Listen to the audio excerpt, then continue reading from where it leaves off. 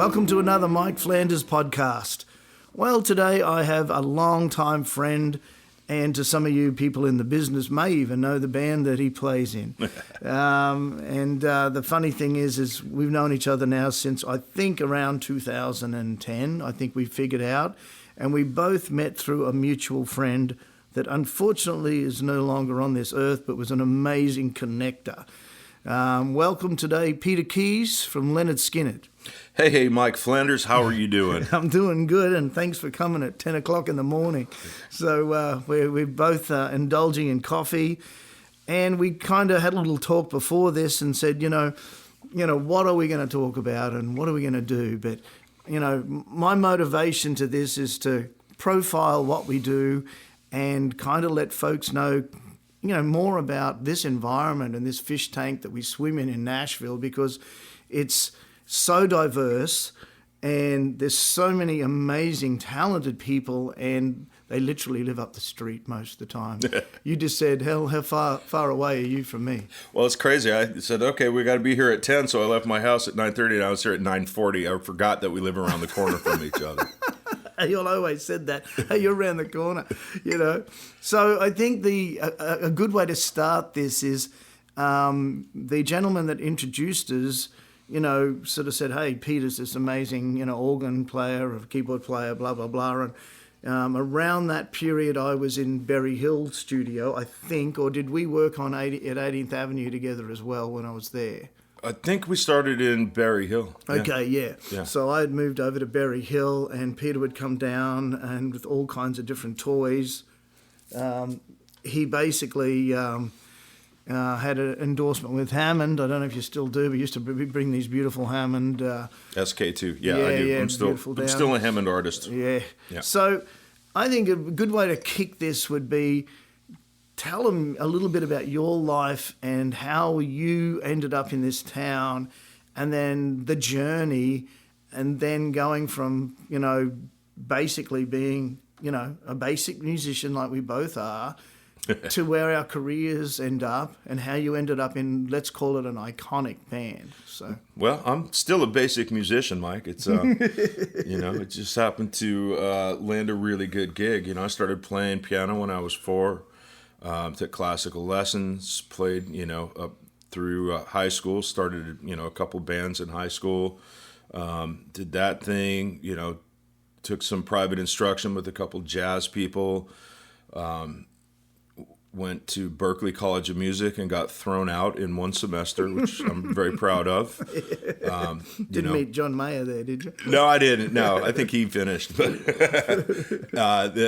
moved back to San Francisco and just started playing in bands and working the circuit. So where is home for you? I grew up in Northern California. Oh, okay, right. In Marin County specifically, home of the Grateful Dead, Carlos Santana, and all of those awesome bands from the '60s. But so it basically ended up, school didn't work out for me. I'm not of the educational variety. Yeah. I'm more street.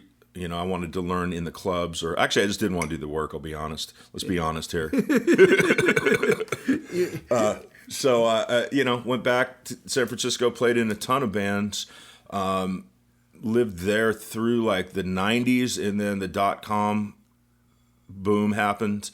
And all of these tech companies moved into San Francisco Bay Area, bought all of the warehouses and all of the clubs, and basically shut down the music industry because there was nowhere affordable to rehearse. Clear Channel came in and bought all the venues because it was a booming scene. All of a sudden, there was nowhere for local bands to play. It was only regional bands. And I ended up moving out to Atlanta with a friend who's like, hey, man, I've got a couple gigs for you in Atlanta. I was like, sure, let's go. My truck will make it. So we drove to Atlanta. And that's a big hoik. It was. It was my friend Frog, a great drummer. He was like, hey, man, I got to go home. I hate flying. I was like, I'll drive. So we drove to Atlanta in the middle of the winter. Not the best idea. Took us 13 days to go from San Francisco to Atlanta because my idea was, let's take the north route because there were fewer cops. What I didn't realize is there is no north route to Atlanta. So we ended up somehow in New Orleans on Mardi Gras. Well, this is kind of how my life goes. I literally follow the path I'm very into,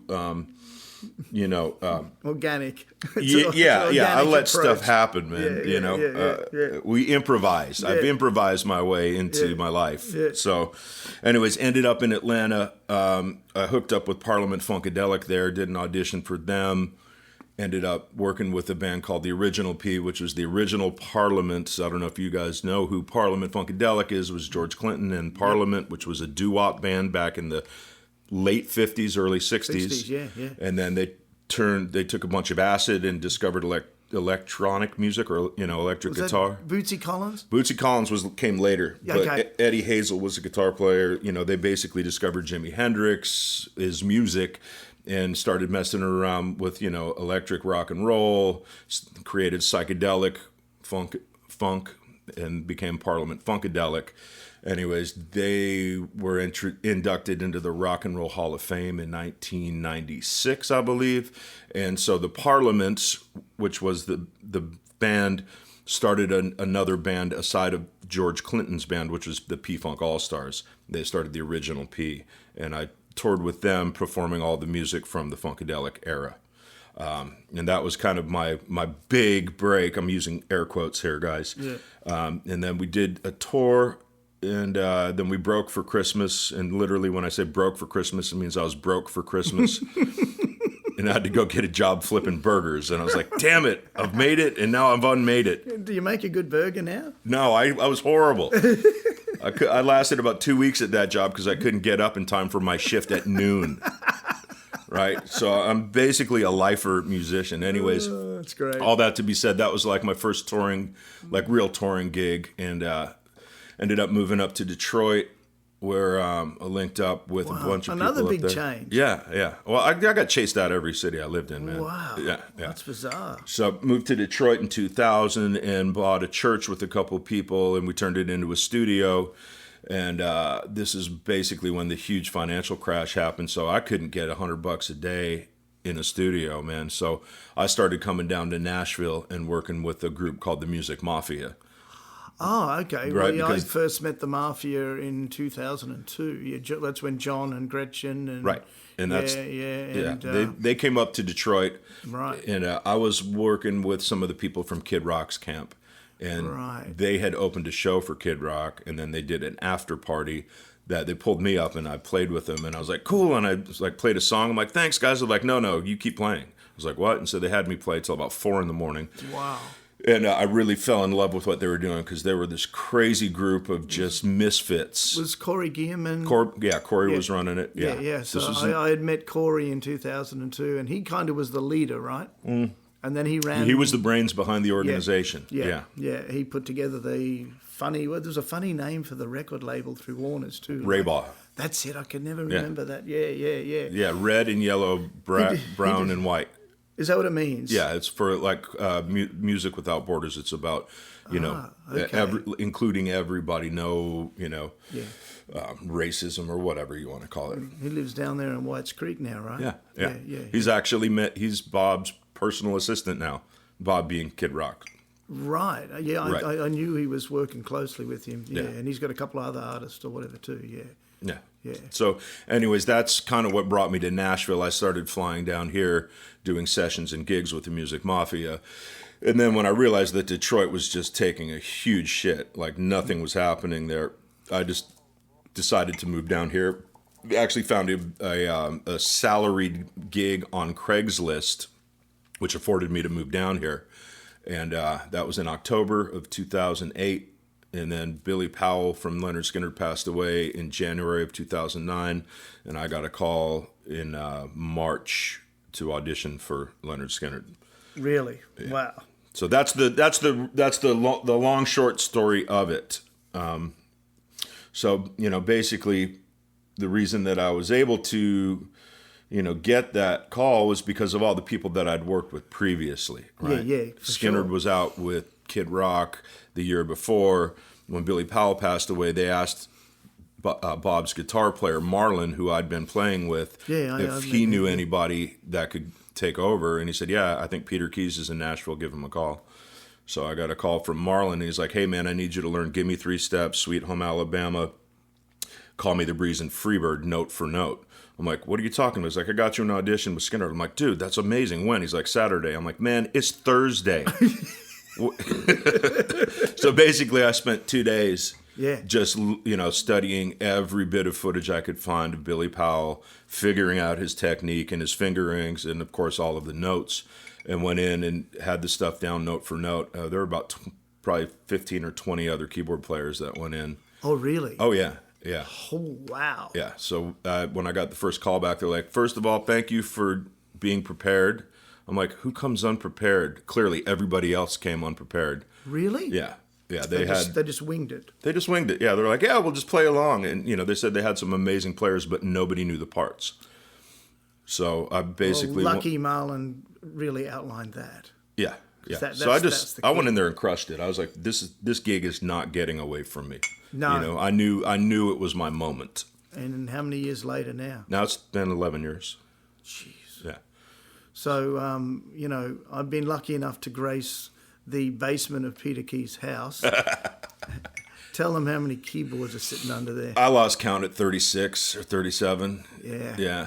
It's amazing. And now you've built in a beautiful studio and... Oh, yeah. I mean, everywhere I go, I build a studio. It started with a closet. Yeah. Then it moved to a basement. Now it's like the whole downstairs, Yeah.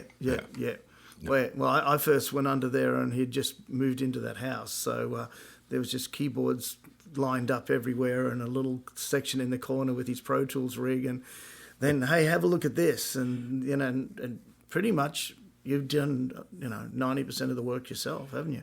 Almost all of it, yeah. Yeah, the rebuild. Yeah. I think I hired a couple people to come in and do the sheetrock because I could have done it. It would have taken me 2 months and it would have been a mess. They came and did it in a day. Yeah, that's and tricky it looks stuff. Great. Yeah, the line, the line. The mud and tape. Yeah, that's the. Yeah, no. Well, I tried that myself years ago. The funny part, or not so funny part, is that we bought this house 4 years ago, and my studio was finished in about 6 months.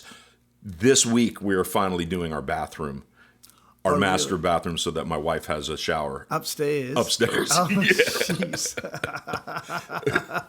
Priorities, right? Absolutely. Priorities.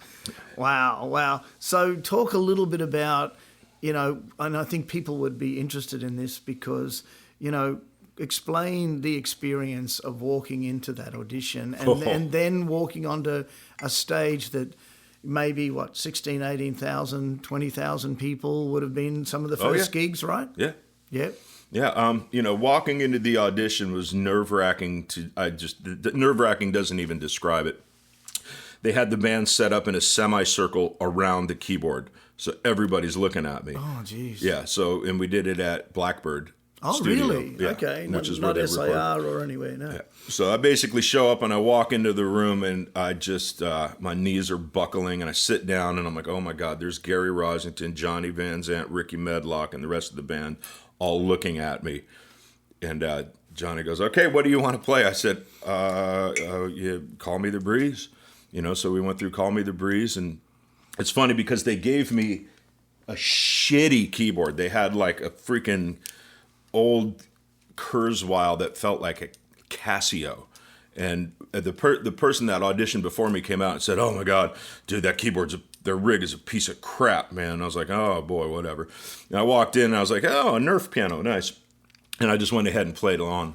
And later they said that they did that on purpose. They wanted to see how people would perform with the shittiest gear. And they said, if you can play the stuff on this, you can play it on anything. So I was the only person that didn't complain about the rig. And Jeez. I'm also the only person who got the gig. So isn't that interesting? You do the math. Wow. Yeah.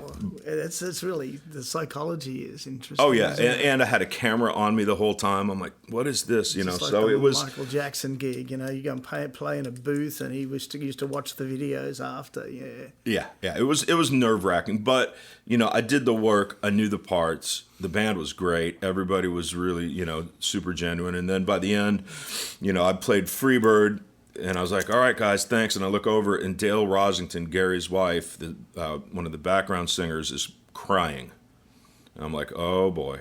And so I literally said, thank you for the opportunity, guys, and just walked out because I was freaking out.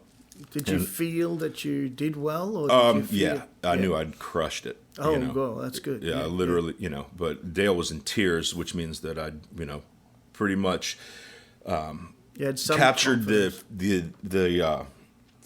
captured the essence of Billy's playing. Yeah, right. Because this really is about, Lynyrd Skynyrd is so much about what had come before as far as how they'd written the music, how it came across, and the piano was a really, really big part of that. It was, they will all tell you that Billy was their secret weapon. Yeah, right. Right. There was a ton of Southern rock bands out there, but there was only one Billy Powell, and when you listen to his playing, it's really, So you'd never got to meet Billy?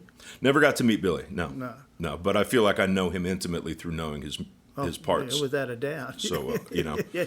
And it was interesting in learning this stuff. I didn't realize how much to it there was, because his signature riffs and his solos are all really iconic. Yes. But the comping behind all of the rest of the music is really structurally important to how the sound is, like where he voices everything. Like, oh man, I learned so much. The cool thing about it was I got a whole new appreciation for piano, which was my original instrument, because I'd transitioned into synthesizers and B3s and clavinets. Your organ playing, yeah. So getting back to piano was really actually cool, terrifying but cool. Yeah, wow. And now you get to play a grand every night, right? I've got a baby grand in a shell. It's got an amazing rig. The whole stage setup is crazy. But, so the audition process was definitely nerve-wracking. They gave me a call back. They said, thank you for being prepared. You're the only guy that we want to call back from this last round. We've got another round next week. And I was like, cool. What should I prepare for? They said, just, learn the stuff. So when I showed up to the next audition, they said, all right, cool. What do you want to do? I said, run the set. And they're like, what? I said, yeah, let's run the set. I'm like, well, we can't. We're still auditioning bass players. I'm like, oh, okay, cool. Call whatever song you want. So I basically learned their entire catalog in that following week, and just went through and played it. Got a call the next day. Hey man, the guys really like you. They want to give you the gig. So show up to rehearsal. So we showed up. From that study to where you are today, how much Peter Keys is now morphed with Billy Powell? I'd say Billy Powell's morphed with Peter Keys. Yeah, okay. So you do have some creative freedom now after all these years? No, so you just... No, I do my best to play Billy's parts note for note, because literally the fans want to hear the record. Gotcha. They don't want to hear me. Unless you do a new song that you've all worked on in the studio. Right, I've done a couple records with them, and I still try to stay true to Billy's aesthetic. Yeah, right, that's good. And the cool thing is that it really works for me, because I love the way he played, and the stuff is super difficult. And I'll be honest, I'd be fired from any other band for playing as many notes as I have to play to sound like Billy. Yeah, right. Yeah, right. Yeah, he was a busy guy. Like he played his ass off. Yeah, so, right. I mean, again, with all the other bands that I've done, everybody's like, okay, that's cool. That's just too many notes. The typical like Beethoven, Mozart thing. That's too many notes. Yeah. With Billy, it's like that's just enough notes, and it's a lot. Wow, yeah, that's an interesting concept, isn't it? Yeah, wow. Yeah, just be like me soloing over everything, Right. So let's, and this is kind of fun. Do you remember the first big gig? Oh my God, yeah. I mean, the first gig was in Biloxi, I think, at the Beau Rivage, which is a casino down there. It was a smaller gig. It was probably like 7,000 people, but that was bigger than any gig that I'd done, except for a couple with the Music Mafia. But we get on the stage. Oh my gosh, it was terrifying, man! The lights and the people in the crowd, and I'm like up on stage with Lynyrd Skynyrd. Oh my God! And let me just back up. When I said we do rehearsals, I think we did 4 rehearsals, maybe 5 total before we launched on a world tour. And a world tour. Yeah. Yeah. So it was, for me, it was like, I mean, I'm used to rehearsing like for 6 months before I go do anything. These guys, clearly, they've been doing it their whole lives, so they didn't need the rehearsal. So it was up to me to do the work, to know my parts and be comfortable. But as we get on the stage, go through the whole set, get to the end with Sweet Home Alabama, boom, crush it. Get off the stage for the, there's a little pause before the grand finale, right? Everybody, what song that is. Yeah. Right? What song is it, Mike? Freebird. Yeah, there we go. Yeah. So we get backstage, and Ricky Medlock passed me on the shoulder. He's like, "Good job, Keys. That was great. Here comes the really important one. Don't fuck this up." And I'm like, "Oh, great." Because Freebird starts, as you know, with the piano by itself. You're it, baby. You know? And Johnny Van Zant was like, "Okay, so this is how it's going to go. We're going to break. We're going to get off the stage after Sweet Home Alabama. We're going to come back on for Freebird. And I'm going to say, hey, you guys want to hear one more song? Yeah." He's going to say, "What song is it you want to hear?" And the crowd is going to say, "Freebird." And then you start. I was like, all right, cool, I got this. So we get out on the stage, and Johnny goes, "You guys want to hear one more song?" "Yeah." And I start. I'm like, and he's like, he turns around and looks at me and says out of the side of his mouth to the mic, "What song is it you want to hear?" as I'm playing the intro to Freebird. But the thing is, I knew if I didn't start at that exact moment, I was going to completely fuck it up. So I had to go with it. But yeah, that was pretty funny. He laughed. Everybody laughed. Oh, that is classic. But I crushed it. But it was like nerve wracking. You know, I have a massive anxiety attack before that song. I had one every night up until maybe about a year ago, and it's been 10 years. So. Jeez. Wow. And the thing is, it's simple. It's a simple part, but it's so iconic. And you got to be relaxed enough for the feel and the whole thing. Yeah. So still every night I just get this rush of, oh my God, here it comes. Well, that's kind of your body telling you from the first time. It's just, that's what you start to understand about people that suffer with anxiety is your body remembers things. Oh yeah. Yeah. So that's probably the trigger, right? Well, it's a good thing because my body, being my fingers, remember everything. It's muscle memory. Yes. And if I think about it, I'll fuck it up. So I have to get out of my head. I have to get out of the way. And so I do a lot of like meditation stuff. I do a lot of breathing exercises. I do a lot of focusing, like focus a beam going from the center of the universe through my body to the center of the earth to keep me right there. Keep you earthed, earthing yourself, Because it's, you look out in the crowd and you see people laughing, crying, fighting, proposing to each other, passing out. Yeah. They're all being affected by this music. So it's got a huge emotional impact on the listener. And it's really easy to get wrapped up in that and to forget that you're on stage actually working. Yeah. Plus we've got like video screens behind us and lights. There's a million distractions that can easily take me out of the game, Yeah. So it's kind of like a master class in multitasking. Yeah. Because I'm really easily distracted. I'm like, look at the squirrel, look at the shiny thing, look at the thing over there, look at that, and it's like, look at the screens over there, and the people over there are like, look at those tits over there. Oh my God. I'm playing and piano. Like, wait, I'm playing the piano. Yeah. Oh my God, that's funny. That's funny. Well, that's kind of pretty interesting. I mean, I've worked with Peter on probably, I'd say, at least 10 albums, maybe. Easily 10 albums. And, we're just normal dudes. We're having fun. I know what he does.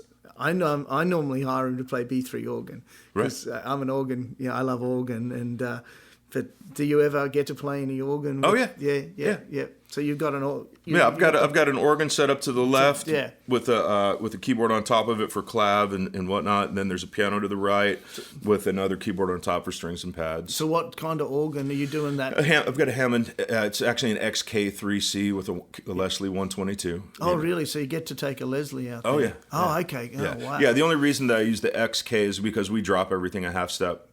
Right. So you can tell it to do that, and you're still okay. Right. I mean, I'll be honest, a lot of these parts you couldn't play in a flat key. So just like not physically possible. So when you're playing, is the piano still tuned to concert? No, we've got to knock down a half step.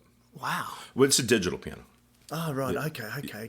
It's just in a grand case. Right. I'm playing the Roland RD, I think 800 chord Kronos on top. Hammond on the left with another chord Kronos on top of that. Okay. Yeah. Oh, that makes sense. Yeah, well, all the social media pics, it looks like you're playing some big old grand. Right. Well, that's because it's in a really nice white piano shell. Yeah, right. Okay. Yeah. Well, man, that's kind of an interesting story. The whole thing's interesting. So where from here? I mean, it's just, Well, I mean, music is like, It's not. I was just talking to my wife about it last night. I'm like, babe, what do you want to do when we retire?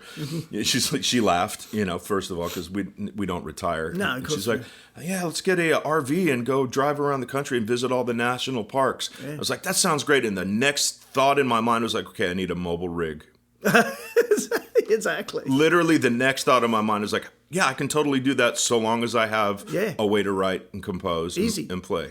Easy. And that's not a vacation, Mike. That's going back to work. Yeah, but at your terms. True. At your terms. And my wife and I have discussed the same thing. Right. Doing the RV thing. I think, And was that your first thought too? Is like, how can I get my rig with me? No, it wasn't. Obviously, it was more like maybe some live instruments to play. Right. If you wanted to play a show or just enjoy yourself. But I think, and we wonder because, is that a fantasy? Retirement? No, we've never been able to take that much time off in our lives. Right. As musicians, it's always been 7 days a week. It's hard to stop on the weekends. Yeah. I find being on Australians actually do shut down more than Americans. So being able to turn it off, Aussies kind of turn it off, Right. But here, as you know, I mean, everyone's going 7 days in a sense, and even if it might be a Sunday, you're still getting calls, emails, or something, text messages, or hey man, how are you looking for tomorrow, or whatever's going on. Right. And it also doesn't shut down at 6 or 7 o'clock at night, does it? No, God. So it's. I think we live in this mobile phone world, the smartphone world we live in. Mm-hmm. So that's the thing. I mean, I think, retiring and doing that trip, who knows? Would we last 4 weeks and then turn around and come home? I don't think I'd last 4 minutes. Yeah, that's the thing. I think it's a something that we all would think we would love to do and get away, because I think the internal pressures of being a musician, you're a producer, you're a writer. I'm a producer, I'm a writer, we're both players.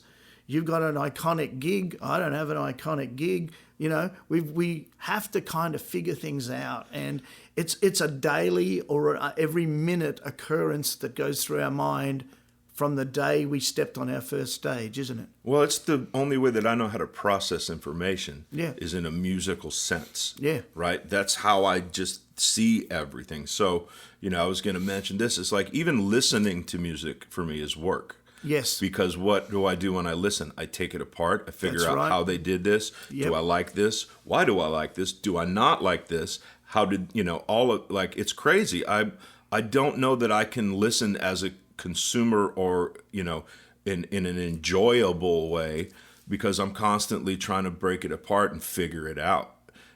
But then again, when I'm trying to convey just what happens to me on in life terms, I'm like, okay, well, that sounds like a D minor, or that sounds like an augmented chord, or this feels like, whatever. I try to look at it in the terms that I understand. And because music is all I've been doing really since I was 4, that's the language that I communicate in. Yeah. And that's how the world is communicated to me. And it's funny, I don't know if you find it if you're driving with kids in the car, and they want to play something. Oh my gosh. That you don't like. Yeah. That's difficult for me. Oh, they hate me. Like Jasmine, I've got, as you know, twin 17-year-olds now, but Jazzy will want to play certain pieces, and some days I'm like, I just can't do this. Yeah. So it's kind of odd. I think we find a place that gives us peace, and we have those go-to songs or artists that give us peace, and that's how we can relax and not have that constant assault. Yes. Yeah. Well, and trying to pull it apart. I've got a couple of artists that I can listen to, relax, and I just love hearing them in the background. And I've heard it so much, I don't need to pull it apart anymore. Know, Mark, you being a piano player, Mark Cohen is someone I love to listen to. Yeah. And I realized he did so many records, and by the third record, it was called Burning the Days. One day I realized it gave me so much peace. Right. But then I realized the lyrics were so painful. Yeah. He'd gone through so much, and that was his record of, after divorce and after things that he was taught. But for some reason, the sonic value of that record gave me some internal peace. Right. It's amazing to me how music affects us, touches us, changes us literally on a cellular level. Yeah. Like I can be feeling a certain way, put on a song, change that feeling. Yeah. Right? I mean, everything from like sick, like physically ill, if I put on the right piece of music, it will make me worse or better, depending on what I'm listening to. It really is. I think for me, the thing about music is that it captures an emotion and a communication in time. Yes. Right? That you can revisit when you put on. So it's basically a time capsule, but an emotional time capsule. Yeah, well, I'll we're diverting from Peter Keys, but I was 15. I was living in my mum and dad's house, Brisbane, Australia. I had bought Neil Young's American Stars and Bars, right? Yeah. I was building my own vegetable garden because it was Christmas vacation. And that takes me there when I hear, if you remember that album, I mean, you had Like a Hurricane on that record, and, I think it was Are You Ready for the Country and things like that. It was just, that album takes me, especially that song, takes me to that picture in my mind immediately. It's time travel. It's beautiful, isn't it? Literally time travel. Beautiful. Yeah. Well, man, I think we've kind of given these listeners some pretty interesting stuff, right? Awesome. Let's finish. Who's the most famous person you've ever met? Oh, my gosh. Robert De Niro. Oh, okay, an actor. What's the most famous musician I've ever met? Well, I suppose did De Niro come to a gig? Is that how you met? Yeah, he was a big fan. How classic, isn't that? Classic? Yeah, I mean, I've met a lot of crazy people. Like Mark Cuban was a big fan. He came to our show. I don't know. There's just too many to list. It's it's been. Well, I've played with a lot of them. Like meeting George Clinton, being on a bus with George Clinton. That's insane. Yeah. Gary Rosington, Johnny Van Zandt, Ricky Medlock. I mean, I play with them every day, and I still get starstruck. Yeah. Well, funny enough, on all of these podcasts, I've never asked that question, but I thought I'd ask it to you because I had a radio celebrity on a few weeks back, and it was funny because he had met Elvis, to Jerry Lee Lewis, he was an older guy, and it was kind of interesting just sitting there and listening to those stories, I mean, imagine meeting Elvis Presley, I was lucky to meet, a couple of iconic people. I won't even go down that road right now, and how I felt at that time, it really didn't move me till they had walked away. Right. So it was like, oh wow, Yeah, I have the weird ability to say absolutely the wrong thing. Yeah, me too. Pretty much every time. Yeah. It's like I always say, one foot in the grave, the other one in my mouth. Where do I go? Well, being a slide guitar player, my most enjoyable meeting ever in my life was Ry Cooder, of course. Oh yeah, man. We actually got to talk about Flesh on Strings and stuff that I never even thought he'd want to engage in, so thank you, God, Right. Well, thanks, Peter, for turning up. This is Peter Keys from Lynyrd Skynyrd. I hope you guys really enjoy what we spoke about, and keep listening, keep subscribing, and this is our new world, right? Right on. Thank you, Mike Flanders, and thank you, podcast listeners. Yeah. Goodbye. Cheers. All right.